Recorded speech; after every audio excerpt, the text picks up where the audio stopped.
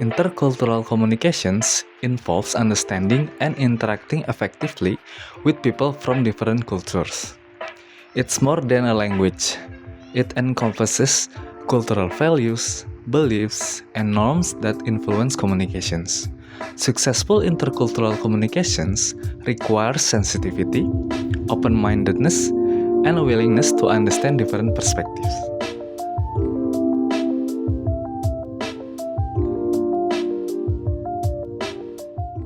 Assalamualaikum warahmatullahi wabarakatuh. My name is Fahmi Alfaridzi. In this video, I'm going to present my analysis of intercultural communications based on the data that I have collected. I employ interviews as my data collection method. This video of intercultural communications analysis aims to show how intercultural communications affect real-life situations in sociocultural communications and to help language learners alike recognize how culture influence communication styles, behavior, and interpretations of messages. Without further ado, let's get started. Before we analyze the data, I would like to explain briefly about intercultural communications in general. So, what is intercultural communications? Brislin and Yoshida, 1994, define intercultural communications as communication between people from different cultures. Goodikus and Kim, 1992, add that intercultural communications as a transactional, symbolic process involving the attributions of meaning between people from different cultures. So, in conclusions, intercultural communication is the exchange of messages between people who come from different cultures, where each person brings their own way of thinking, speaking, and understanding. It's not just about words. It's about how people interpret and respond to each other based on their cultural values and experience. Why intercultural communications matters? First, to understand how communications across cultures is essential for avoiding misunderstandings and building strong relationships. And then, to express idea, emotions, and respects. Without awareness, simple actions like eye contact or tones of voice can be misunderstood or seem offensive. And then, to help people work better together by promoting empathy, respect, and understandings. And lastly, to help strengthen the ability to adapt, listen actively, and think critically. The key concepts of intercultural communications are high context versus low context cultures. High context cultures rely heavily on non-verbal cues and shared understandings, while low context cultures focus on explicit verbal communications. And then, non-verbal communications that include gestures, facial expressions, posture, eye contacts, and tones varies by culture. And then, culture dimensions theories. Those are individualism versus collectivisms, and then power distance. Lastly, long-term versus short-term orientations. Common challenges that frequently arise in intercultural communications include stereotypes, language barriers, and ethnocentrism. Stereotypes assumes everyone in a group act the same, which can lead to bias and reduce empathy. And then language barriers, misinterpretations due to lack of vocabulary, idioms, and accents. Even simple native language can confuse non-native speakers.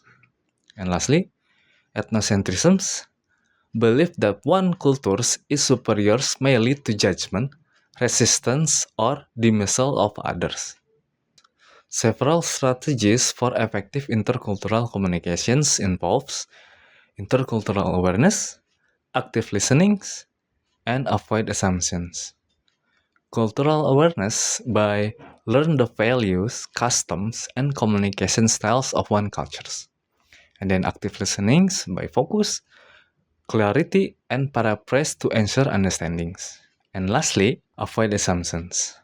If we don't understand what they are trying to say, just ask for clarifications, don't assume, and stay open to differences. Based on a brief explanations of intercultural communications in general, let's analyze the data that I have gathered from the contact source. But first, I'm going to describe the background of the interviewee. His name is Imade Santika Putra. He was born in Bandung in the years of 1990. He grew up, attended schools, and worked until the end of 25 in Bandung. Since 2015, he has lived in Bali and has already become a citizen of Bali. Ya, Halo, perkenalkan nama saya halo, Fahmi ya. Terima kasih sudah menyediakan waktunya untuk menjadi narasumber eh, untuk apa ya, memberikan informasi tentang interkultural komunikasi ya. Nah, ya, bisa perkenalkan nama Anda siapa, kegiatan seperti apa, silahkan. halo. Aku namanya Imade Santika Putra, lahirnya di Bandung tahun 90. Nah, tahun 90 lahir di Bandung, besar di sana. Sekarang kegiatan seluruhnya ada di Bali, jadi udah pindah di Bali dari tahun 2015. 2015 berarti sudah 10 tahun ya berada di Bali. Hampir 10 tahun Hampir di 10 Bali. tahun. Pernah ada kendala komunikasi nggak selama pindah ke Bali sana? Iya kan aku tumbuh di Bandung kan, tumbuh besar di sana ya, dari Mhm. lahir terus sekolah SD, SMP, SMA, kuliah kan di sana. Komunikasi kan otomatis belajar pun di sekolah kan pakai bahasa Sunda ya. Betul ya. Nah, terus di rumah juga sebenarnya kegiatan sama orang tua juga jarang pakai bahasa Bali. Oh, Jadinya sebenarnya lebih terbiasanya tuh pakai bahasa Sunda, bahasa Indonesia. Jadi ke bawah tuh sampai sekarang. Bahkan sampai sekarang tuh belum terlalu fasih banget untuk berbahasa. Jadi sebenarnya kendalanya sebenarnya kalau untuk dengan orang lokalnya itu ya ini apa namanya di bahasa aja ya. Apalagi kan kita kalau di daerah kan kebanyakan pakai bahasa lokal ya. ya betul betul. Terus habis itu di pedesaan juga kan. Kalau di sini kan ada kegiatan namanya tuh kegiatan kayak upacara-upacara gitu. Jadi ada si gotong royongnya tuh masih kental di sini. Oh iya iya. Jadi kendala bahasanya sebenarnya di sana aja. Kendala Jadi bahasa kalau ya. orang biasa orang ngomong ke aku tuh biasanya pakai bahasa Bali, aku jawabnya bahasa Indonesia karena sebenarnya lebih tepatnya mah lebih kesegan ya takutnya salah gitu ucapannya kan nggak enak ya. Oh iya Apalagi iya. sama orang tua kayak Betul gitu. betul betul betul. Jadinya untuk menjaga itu ya kita biar lebih kesopanan, lebih sopan santun gitu jadinya kebanyakan pakai bahasa Indonesia Baik baik. untuk komunikasinya. Baik. Kalau begitu Walaupun kita mereka ngomongnya bahasa Bali, oke baik baik. akunya ngerti gitu. In the interview, Mr. Madi stated that he has difficulty with language. In his case, the language barrier has become a challenge in daily communications. He stated that communication activities mostly using Bahasa Indonesia. He also mentioned that he understands Bali language and can pronounce it but harshly. To avoid misunderstanding and respects others, he employs a strategy to communicate effectively by using Bahasa Indonesia to interact with natives. Furthermore, he claimed that Bali citizens often hold communal activity mostly in religious ceremonies. The difference in communal activities between Bandung and Bali is the number of participants who participate in communal activities quite large. Based on Mr. Made's statement, Bali citizens adopt the cultural dimensions of collectivisms where individuals are very loyal to all the group they are part of, including the workplace, the family, and the community. Within collectivisms, people are concerned with the group's idea and goals and act in a way that fulfill the group's purposes rather than the individuals. Pernahkah Anda mengalami kesalahpahaman dalam komunikasi karena perbedaan budaya antara lingkungan di Bandung dan di Bali? Bisa diceritakan salah satu contohnya? Hmm, ada sih ya biasanya sebenarnya pas upacara ya.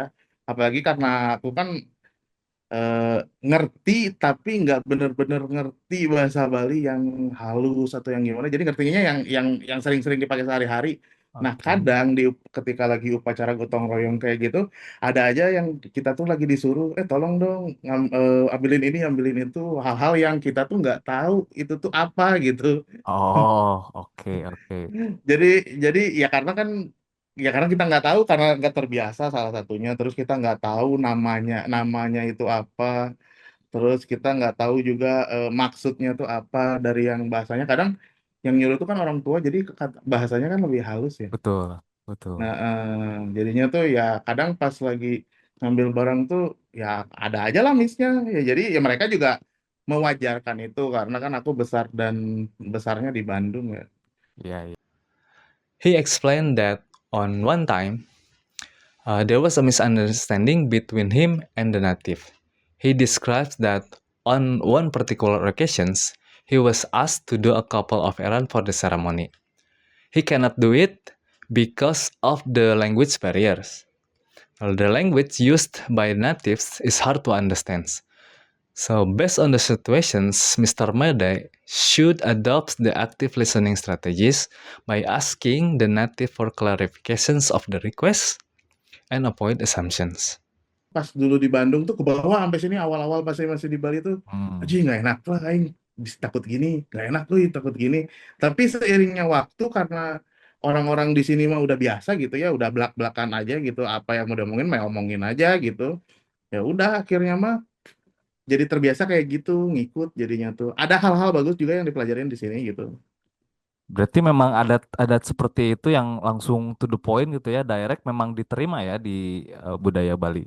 Ya. Iya, cukup diterima. Cuma kan kita ngejaga ngejaga intonasi, terus ngejaga tata bahasa, Hmm, kata-kata itu aja sebenarnya mah. oke. Cuma Ya, hal nggak enakan tadi itu lebih ini jadinya tuh apa namanya mulai hilang terkikis di diri aku tuh gitu loh. ya hampir 10 tahun Nah, lah ya tinggal di hampir Bali. 10 tahun di Bali jadinya lebih kalau orang sini tuh bilangnya lebih lagas gitu apa ya lebih berani gitu.